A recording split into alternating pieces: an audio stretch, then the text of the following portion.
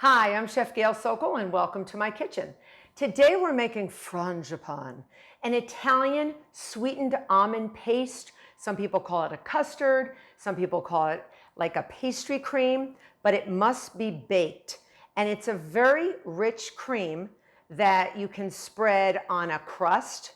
And look for some upcoming videos of how I use Frangipane. I'm going to show you how to make it. You can store it in your refrigerator for up to a week and use it as you see fit.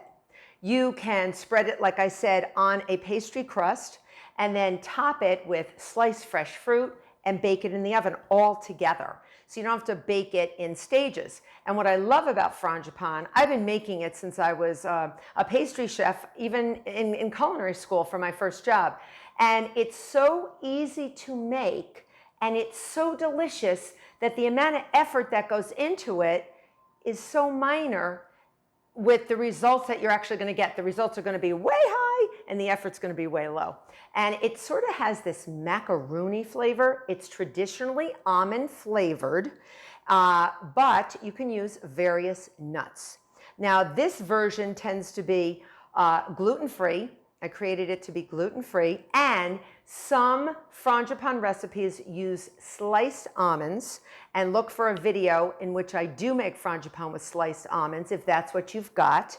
I am using almond paste, and this is the recipe I used to use when I was a pastry chef. It was yummy. All right, food processor. Now, almond paste, this is a 1 8-ounce container of almond paste. I broke it up a little bit. Make sure it's fresh, because some almond paste, if it's expired, actually is very hard. Good for snacking, but not good for mixing. So you do want to break it up. You don't want to put this in an electric mixer. Don't put it in an electric mixer. You'll have a hard time mixing it up. And I always like to add other things with it to break it up, like sugar, because sugar is granulated and sort of granular crystals, and it acts like a sandpaper. Half a cup of granulated sugar. And here I have half a cup of almond flour.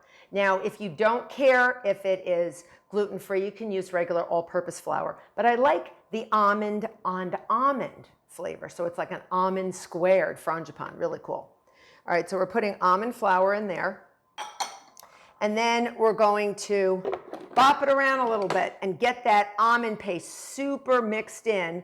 And I'm going to cover it with my kitchen towel, because sometimes the food processor makes a lot of noise and kicks it up over the little holes in the food processor. So I'm just going to pulse it.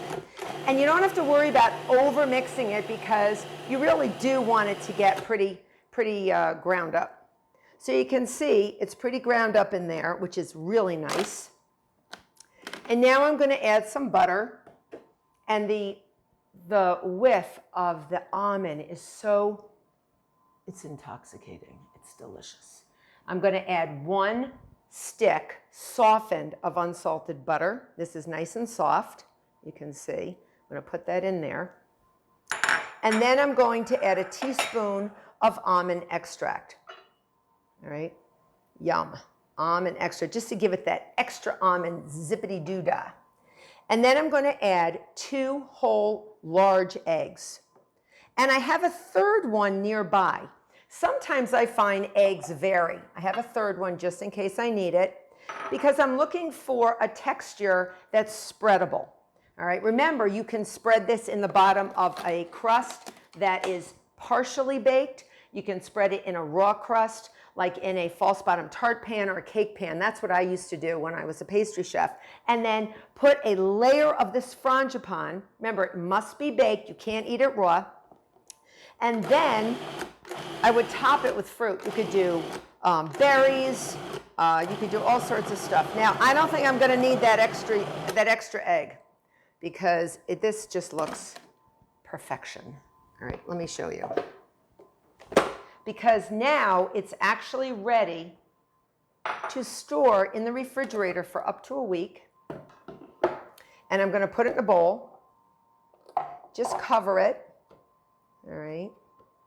And it's just something that you want to spread. A great thing to do if you want to follow my croissant recipe. You can take a freshly baked croissant and actually cut it in half crosswise, put a little smear of frangipane in it, top it with the top half, and put it on a sheet pan and bake it, and you have your frangipane baked right into your croissant. And don't worry, your croissant is fully baked, so that's good. And then you would just have this beautiful, almost macaroon-y, almondy filling in your croissant. Yum, yum. And so don't lick it because it's not cooked.